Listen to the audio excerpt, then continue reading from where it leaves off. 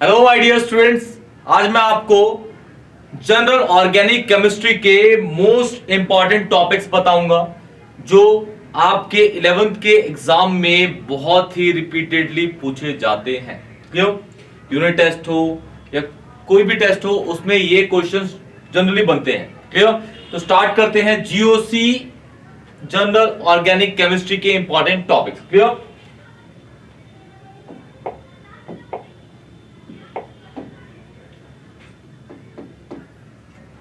Important topics of general organic chemistry. Important topics of GOC general organic chemistry के important topics. Clear? देखिए, सबसे पहला जो question है या फिर टॉपिक पूछा जाता है वो तो नॉमेनक्लेचर पूछा ही जाता है। नॉमेनक्लेचर, IUPAC, नॉमेनक्लेचर, जिसको हम IUPAC के नाम से जानते हैं। IUPAC ये पूछे जाते हैं, नॉमेनक्लेचर IUPAC। सेकंड, आपका जो पूछा जाता है फिजन होते हैं, क्लेवेज नाम है, होमोलिटिक एंड हेट्रोलिटिक क्लेवेज, ये भी पूछे जाते हैं। टाइप्स ऑफ फिजन में ये जनरली पूछे जाते हैं। इनके ऊपर डेफिनेशन या फिर ये डिफरेंस बिटवीन इस तरीके से करके पूछेगा। क्लियर? आप सबको पता होगा कि होमोलिटिक फिजन में आपका equal distribution of shared pair of electron होते हैं बिटवीन टू होमो एटॉमिक मॉलिक्यूल। तो दोनों पे जो आता है वो रेडिकल जनरेट होता है, सिर्फ फ्री रेडिकल कहते हैं। और हेटेरोलिटिक फिजन में आपका इलेक्ट्रोफाइल और न्यूक्लियोफाइल जनरेट होता है। क्लियर? तो इसको याद रखिएगा, difference between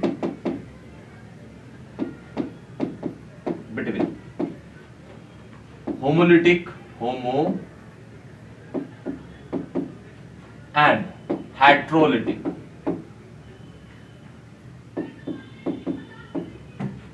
fission, homo and heterolytic fission with example के साथ। एग्जाम्पल मोस्ट है भाई, पूछा जाता है। डेफिनेशन कुछ पूछी जाती है। डेफिनेशन के रूप में डिफाइन द टर्म में आपका पूछ लिया जाता है what is isomer.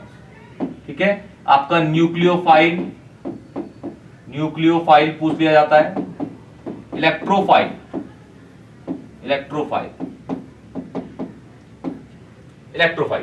Clear? Definition में आइसोमर, न्यूक्लियोफाइल, इलेक्ट्रोफाइल एंड ले लेते हैं आपका फ्री रेडिकल्स क्या होते हैं, कब जनरेट होते हैं फ्री रेडिकल्स। क्लियर? फोर्थ में आपका टाइप्स ऑफ आइसोमर के पूछे जाते हैं क्वेश्चंस। टाइप्स ऑफ आइसोमर, देखिए आइसोमर के जो टाइप तो बहुत तरीके के होते हैं, लेकिन आपको इसमें जो पढ़ने हैं वो आपको पढ़ना है सबसे पहला चेन आइसोमर, फिर पोजीशन आइसोमर और फिर लास्ट आपका फंक्शनल आइसोमर। आइसोमर इंपॉर्टेंट है।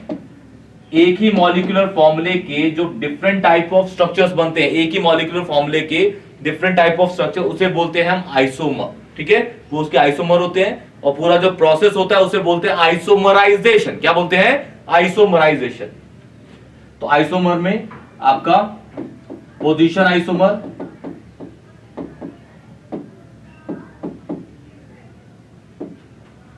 चेन आइसोमर,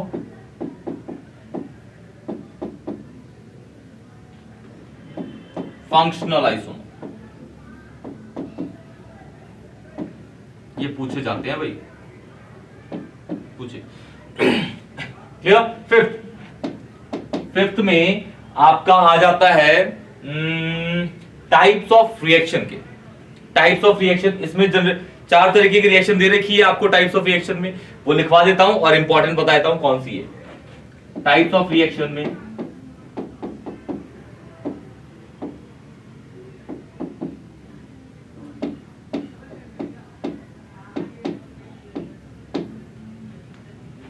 पहला एडिशन रिएक्शन।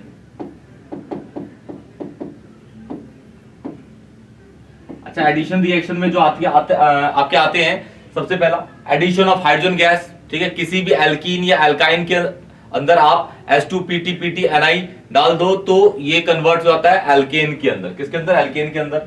तो ये आपका सबसे पहला हो गया। उसे बोलते हैं, अगर कोई भी चीज जहां पे हाइड्रोजन ऐड होते हैं उसे बोलते हैं हाइड्रोजिनेशन। क्या बोलते हैं? हाइड्रोजिनेशन। तो इसमें हाइड्रोजिनेशन आ जाता है। फिर एडिशन ऑफ HX, HX मतलब HCl या HBr।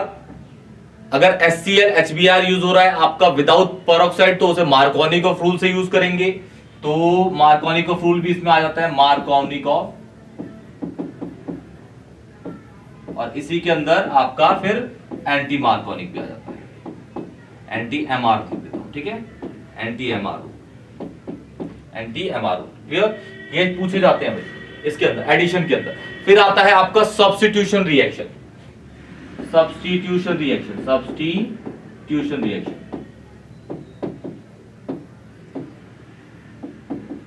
Substitution reaction. Substitution reaction आपकी, जैसे सपोज आपके पास है CH3Cl है, इसके अंदर आपने डाल दिया एक्वस, एक्वस लिखाइए, एक्वस, एक्वस KOH। तो ये जो है आपका K पे आ जाता है प्लस, O पे आता है नेगेटिव, और ये आता है नेगेटिव, ये हो जाता है पॉजिटिव। तो ये जो Cl है ये K के साथ निकल जाता है, KCl, और जो OH है वो इस पर अटैच कर जाता है क्योंकि ये नेगेटिव है और ये पॉजिटिव, अटैक करके CH3OH बना देंगे। क्लियर? ये आपके इस तरीके से पूछे जाते हैं।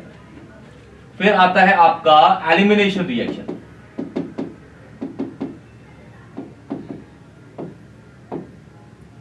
Elimination reaction. अच्छा, एलिमिनेशन रिएक्शन में आपसे पूछा जाता है, एलिमिनेशन रिएक्शन में डिहाइड्रोहैलोजिनेशन, डिहाइड्रेशन, डिहाइड्रोहैलोजिनेशन ऑफ एल्काइल हैलाइड। किसी भी एल्काइल हैलाइड में अगर आप डालते हैं अल्कोहलिक KOH तो वो एल्काइल हैलाइड HX या फिर HCl HBr को रिमूव करता है और जो बचता है उसे बोलते हैं alkene. Dehydrohalogenation, dehydrohalogenation and dehydration. Dehydration alcohol का होता है, डिहाइड्रेशन ऑफ अल्कोहल। किसी भी अल्कोहल को अगर आप 443 केल्विन कंसंट्रेटेड H2SO4 में डालेंगे तो वो कन्वर्ट हो जाता है आपका किसके अंदर? एक एल्कीन के अंदर, इसीलिए इसको डिहाइड्रेशन बोलते हैं। फिर लास्ट आता है आपका rearrangement reaction. Rearrangement reaction, rearrangement reaction, ये पूछे जाते हैं। क्लियर? क्लियर है? ओके। अब इसके बाद जो आपका टॉपिक है इसके अंदर वो होता है इलेक्ट्रॉन डिस्प्लेसमेंट वाला। इलेक्ट्रॉन डिस्प्ले, अच्छा इसमें जो इंपॉर्टेंट है वो आपको बता दूं मैं। फर्स्ट सबसे इंपॉर्टेंट जो है इसमें वो ये क्लियर, ये तीनों इंपॉर्टेंट है। ये ज्यादा यूज होता नहीं है और ये वाली ऐसी रिएक्शन एडिशन जो आपने 10th क्लास में भी पढ़ी हुई है। क्लियर? तो आपको ज्यादा इस पे दिमाग लगाने का वो जरूरत नहीं पड़ेगी और वो इजीली हो जाएगा। क्लियर? ओके, अब बढ़ते हैं नेक्स्ट पे। 5 हो गए ना? देखिए 6 है आपका इलेक्ट्रॉन डिस्प्लेसमेंट वाले, electron displacement method, electron displacement method. अच्छा, इलेक्ट्रॉन डिस्प्लेसमेंट में